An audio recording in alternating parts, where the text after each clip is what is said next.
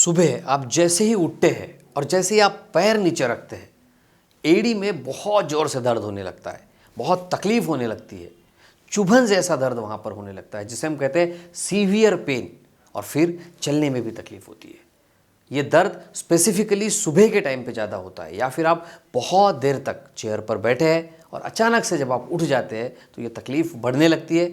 एड़ी की जगह पर कभी कभी सूजन भी लगती है, हार्डनेस हो जाता है, यानी कि पैरों में कठोरता आ जाती है और दिक्कत होने लगती है, और इससे काम करने में, रूटीन काम करने में भी काफ़ी दिक्कतों का सामना करना पड़ता है। तो क्या है वो ज़बरदस्त 2 सिंपल टेक्निक जो आपने ज़रूर सीखने चाहिए ताकि इस एड़ी के दर्द से आप परमानेंटली ठीक हो सके। इसके कारण क्या है, इसके लक्षण क्या है और किस तरह से इसे पूरी तरह ठीक किया जाए, इन्हीं सभी बातों को इस वीडियो में मैं आपको डिटेल में समझाने वाला हूँ। ये वीडियो आपके लिए बहुत काम का है, एक एक चीज़ बहुत महत्वपूर्ण है, इसीलिए इसे पूरा ज़रूर देखिए। लेकिन सबसे पहला काम कीजिए, नीचे बटन है, इस चैनल को सब्सक्राइब ज़रूर कीजिए। लेकिन मेरे नए और अच्छे वीडियोस आप सबसे पहले इसकी वजह से देख पाएंगे। सो चलिए मेरे साथ फटाफट समझते हैं एड़ी में दर्द होता क्यों है, इसके कारण क्या है और किस तरह से ये 2 सिंपल टेक्निक आपको पूरी तरह से ठीक कर सकते हैं। नमस्कार, मैं डॉक्टर शीतल टोंग से बहुत बहुत स्वागत करता हूँ आपका डॉक्टर टोंग से होम्योपैथी में।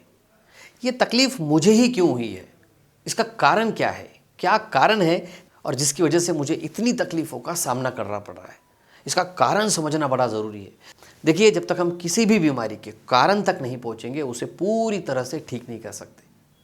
तो ये तकलीफ होती क्यों है, इसे ज़रा समझते हैं। देखिए, 2 प्रकार होते हैं, एक होता है प्लैंटर फेसाइटिस और दूसरा होता है कैल्केनियल स्पूर। अब ये प्लैंटर फेसाइटिस है क्या, अपने पैर को देखिए। ये नीचे का जो मसल होता है, नीचे की जो जगह होती है, जो फेसिया होता है, इसे हम कहते हैं प्लैंटर फेसिया। देखिए, ये डायग्राम में आपको समझ में आएगा। पूरा पैर को यहाँ से यहाँ तक जोड़ने वाला जो मसल होता है उसे हम कहते हैं प्लैंटर फेसिया। अब ये प्लैंटर फेसिया में अगर सूजन आ जाए तो ये तकलीफ हो सकती है। या फिर दूसरा जो कारण होता है जिसे कहते हैं कैल्केनियल स्पुर, सादी सिंपल भाषा में लोग कहते हैं, आम भाषा में इसे लोग कहते हैं हड्डी बढ़ जाना या फिर हड्डी बाहर आ जाना। जो जनरली आप जब डॉक्टर के पास जाते हैं और जब डॉक्टर एक्सरे निकालते हैं तो आपको दिखाते हैं कि ये देखिए, इस तरह से आपकी हड्डी पैर की बढ़ी हुई है। अब आपके दिल में, दिमाग में सवाल आएगा कि ये हड्डी बड़ी क्यों है, क्या है इसका कारण। देखिए, ये दोनों में भी जो कॉमन कारण होता है वो होता है प्लैंटर फेसिया टाइटनेस। जी हाँ, ये दोनों भी चीज़ें, एक तो प्लैंटर फेसाइटिस और दूसरा है कैल्केनियल स्पूर। तो प्लैंटर फेसिया जो है, ये जो दिख रहा है आपको फेसिया, हमने धनुष्य बांध देखा है, उसमें जो हम रस्सी बांधते हैं जो पैर को टाइट करके रखती है, उसी तरह से ये हमारा फेसिया होता है। इसको हमने समझना बड़ा ज़रूरी है। ऐसा एक कारण आपको बताने वाला हूँ जिसकी वजह से, जो हमारे कॉमन लाइफस्टाइल का एक पार्ट है और जिसकी वजह से ये तकलीफ़ बढ़ जाती है। तो ये जो फेसिया होता है इसमें सूजन आ जाती है और इसी वजह से कैल्केनियल स्पुर भी बनता है। सो ये कैल्केनियल स्पुर में क्या होता है, हड्डी थोड़ी बढ़ जाती है या कभी कभी इस हड्डी के थोड़े थोड़े टुकड़े निकलने लगते हैं जिसकी वजह से ये दर्द होता है। तो ये जो पैर का आर्च है इसे समझना बड़ा ज़रूरी है, इस प्लैंटर फेसिया को समझना ज़रूरी है, क्योंकि सारे फसाद की जड़ यहीं से शुरू होती है। तो देखिए, ये जो प्लैंटर फेसिया है इसका काम क्या होता है, इसके 2-3 मुख्य काम होते हैं। पहला इसका काम होता है पैर का जो आर्च है उसको सपोर्ट करना, उसको मेंटेन करना। ये होता है प्लैंटर फेसिया का सबसे मुख्य काम। देखिए, जब भी आप चलने लगते हैं तो क्या होता है, हमारा पैर इस तरह से एक आर्च मेंटेन करता है, इस तरह से आप चलते हैं। सो आपके शरीर का बैलेंस बराबर रखना, उसका आर्च मेंटेन करना ताकि वो बैलेंस अच्छा रहे, शॉक एब्जॉर्ब करना, जब आप दौड़ते हैं, जब आप चलते हैं तो पूरे शरीर को अच्छे से मेंटेन रखना और शरीर के वजन को सामान्य रूप से डिस्ट्रीब्यूट करना, ये काम होता है इस प्लैंटर फेसिया का। दूसरा इसका काम होता है लचीलापन रखना पैर। तीसरा जो इसका मुख्य काम होता है वो होता है पैर की मांसपेशियों को जोड़ कर रखना। अब आप सवाल पूछेंगे कि डॉक्टर साहब, ये प्लैंटर फेसिया में टाइटनिंग होती क्यों है, हमारी ये तकलीफ, इसका कारण है क्या, ये क्यों हुआ है। क्योंकि देखिए, कारण समझना अभी ज़रूरी है। तो इसके 5 कारण मैं आपको बताने वाला हूँ और आपको ढूंढना है कि आपको किस कारणवश ये तकलीफ हुई है, ताकि आप डॉक्टर को भी उस कारण के बारे में बता सके और खुद भी कुछ प्रिकॉशंस ले सके। तो इसका पहला मुख्य कारण हम समझते हैं वो होता है, आजकल हम देखते हैं हमारे हर एक के घर में टाइल्स है, टाइल्स पे हम चलते हैं। इससे क्या होता है, आपका जो प्लैंटर फेसिया का आर्च बना रहना चाहिए वो अच्छे से बना नहीं रह पाता है। टाइल्स हार्ड होती है, सतह जो है हार्ड सरफेस होता है, कठोर सरफेस होता है, जो प्लैंटर फेसिया पर अतिरिक्त दबाव डालता है, अतिरिक्त तनाव निर्माण करता है और जब आप टाइल्स पर चलते हैं तो आपके पैर के तलवों पर एक्सेस प्रेशर आता है, अतिरिक्त दबाव बनता है, और ये दबाव प्लैंटर फेसिया पर तनाव डालने की वजह से प्लैंटर फेसिया में स्वेलिंग आ सकती है, दर्द हो सकता है। अब आप बोलेंगे करें क्या? तो सिंपल सा काम है, आपने अर्थोरेस्ट चप्पल घर में ज़रूर पहननी चाहिए।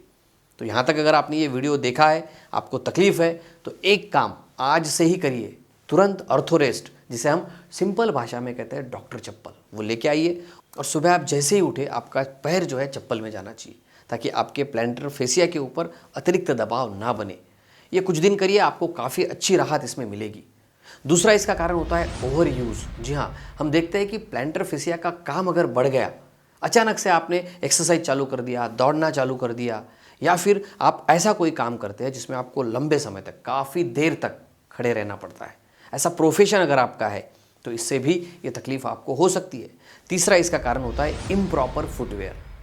अगर अच्छी फिटिंग के शूज़ या चप्पल आप नहीं पहनते हैं, उसका कुशन अगर अच्छी क्वालिटी का नहीं है, तो इससे भी ये तकलीफ़ आपको हो सकती है। या फिर हम देखते हैं हाई हिल सैंडल अगर है, तो इससे भी तकलीफ़ हो सकती है।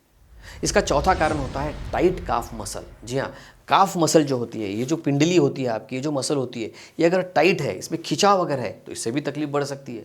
और एक पांचवा इसका कारण होता है, और वो है बढ़ती हुई उम्र। जब आपकी उम्र 40 से ज़्यादा होने लगती है, तो ऑटोमेटिकली ये जो प्लैंटर फेसिया है, इसका लचीलापन कम होने लगता है, और इसकी वजह से भी ये तकलीफ बढ़ती है। ऐसे में इसका परमानेंट इलाज क्या है, ये भी हमने जानना चाहिए, क्योंकि हम क्या करते हैं, टेम्पररी इलाज करते हैं। दो ज़बरदस्त नुस्खे तो मैं आपको बताने वाला हूँ, दो ज़बरदस्त टेक्निक मैं अभी आपको देने वाला हूँ, लेकिन यहाँ पर मैं आपको बताना चाहता हूँ कि आपने पेन किलर ज़्यादा नहीं लेनी चाहिए। कुछ लोग काम की गड़बड़ी में या फिर काम रुकना नहीं चाहिए, इसके लिए मेडिकल पर जाकर पेन किलर खाने लगते हैं, और इससे क्या होता है, तकलीफ़ बढ़ते जाती है। कुछ देर के लिए आपको अच्छा लगता है, लेकिन ये परमानेंट सोल्यूशन नहीं है। आप होम्योपैथिक मेडिसिन ले सकते हैं। होम्योपैथी में बहुत अच्छी अच्छी दवाइयाँ हैं, जिससे पूरी तरह से ये तकलीफ़ जड़ से ख़त्म हो जाती है। मेरे पास ऐसे काफ़ी पेशेंट्स हैं जो पूरी तरह से ठीक हुए हैं। तो आप किसी नज़दीकी अच्छे डॉक्टर से मिल सकते हैं, या आप मुझसे भी कंसल्टिंग कर सकते हैं। मेरा व्हाट्सएप नंबर मैंने दिया है, आप मुझे व्हाट्सएप कीजिए। चलिए अब जानते हैं वो दो ज़बरदस्त टेक्निक जिनसे ये इस तकलीफ़ में आपको बहुत अच्छा आराम मिलने वाला है। सो पहली टेक्निक जो आप घर पर ही इस्तेमाल कर सकते हैं, घर पर ही कर सकते हैं, वो है स्टील बॉटल या फिर टेनिस बॉल। जी हाँ, आपने एक तो स्टील की बॉटल या फिर टेनिस बॉल लेना है। आप पैरों को तेल लगाइए। आप दो तेलों में से कोई भी तेल चूज़ कर सकते हैं। एक तो आप मस्टर्ड ऑयल लगाइए, या फिर कोकोनट ऑयल भी चलेगा, कोकोनट ऑयल भी आप लगाइए। इससे थोड़ा लुब्रिकेशन हो जाएगा पैर को। और फिर आप क्या करेंगे, आप आराम से चेयर पर बैठेंगे, और जिस पैर में आपको तकलीफ़ है, उस पैर को आपको बोतल पर रखना है, ये देखिए। या फिर आप टेनिस बॉल पर भी इस तरह से पैर को रख सकते हैं, और फिर आराम से आपको पैर को रोल करना है आगे पीछे। स्पेसिफिकली ये एरिया में आपको रोल करना है, ताकि प्लैंटर फेसिया में जो टाइटनिंग हुआ है, जो हार्डनेस हुआ है, वो रिलैक्स हो जाए। ये मसल रिलैक्स होना शुरू हो जाएगा। और अगर आप इसे कंटिन्यूसली करते हैं, रोज़ आपने ये दिन में 2 बार करना है, सुबह और शाम, और सिर्फ 4 से 5 मिनट आप इसमें वक्त दीजिए, और रोज़ाना कीजिए। अगर आपको याद ना रहे तो मोबाइल में अलार्म लगाइए, सुबह शाम इसे कीजिए। इससे आपका पैर रिलैक्स हो जाएगा, और कुछ ही दिनों में आप पाएंगे कि आपकी तकलीफ़ एकदम से ठीक हो जाएगी। तो क्या ये उपाय करने के लिए आप तैयार है? अगर आप तैयार है तो यस आई एम रेडी ऐसा मुझे कमेंट बॉक्स में ज़रूर लिखिए, ताकि आपको मेरा नुस्खा पता चल गया है और आप इसे आजमाने वाले हैं, ये मुझे भी समझ में आएगा। अब जानते हैं इसकी दूसरी और बहुत ही सिंपल ज़बरदस्त टेक्निक। इसके लिए आपको क्या करना है, टॉवेल या एक कपड़ा आप ले सकते हैं। उस टॉवेल को आपने ज़मीन पर नीचे फर्श पर डालना है, और ये देखिए अंगूठा और उंगलियां जो है, इससे आपको इस कपड़े को इस तरह से खींचना है, आगे पीछे इस तरह से आपको इसे खींचना है। और ये भी आपको 2 से 3 मिनट करना है। सुबह भी कीजिए, शाम को भी कीजिए। सुबह जब आप नींद से उठे तो उठने के बाद तुरंत आप इसे कर सकते हैं, इससे बहुत अच्छा फ़ायदा आपको मिलेगा। सो पहला तो एक्सरसाइज है टेनिस बॉल या फिर स्टील बॉटल के साथ, ये एक्सरसाइज सबसे अच्छा है। या फिर सिंपल, जब आप ऑफिस में है, घर पर है, कुछ आपके पास टेनिस बॉल अवेलेबल नहीं है, ऐसे वक्त आप ये कपड़े का एक्सरसाइज भी कर सकते हैं। ये भी बहुत फ़ायदेमंद है। इससे क्या होगा, जो प्लैंटर मसल है वो थोड़ी रिलैक्स हो जाएगी। आशा करता हूँ ये दोनों टेक्निक आप आजमा कर ज़रूर देखेंगे। लेकिन याद रखिए, बीमारी का निदान बहुत इंपॉर्टेंट है। अपने डॉक्टर को मिलिए, एक्सरे निकलवाइए, एग्जैक्टली आपको क्या हुआ है उसे भी ज़रा समझिए। अगर आपको कैल्किनियल स्पुर है तो फिर आपने नरम चप्पल भी ज़रूर पहननी चाहिए, शूज़ भी आपने चेंज करने चाहिए। सिलिकॉन पैड का भी इस्तेमाल आप कर सकते हैं, जिससे आपकी तकलीफ़ कम हो जाए। इन टेक्निक को आजमाने के बाद अगर आपको फ़ायदा हुआ तो मुझे कमेंट करके ज़रूर बताइए, ताकि बाकी लोग भी इसे आजमा सके। सो हंसते रहिए, मुस्कुराते रहिए, अपना और अपने परिवार का बहुत बहुत ख्याल रखिए। धन्यवाद।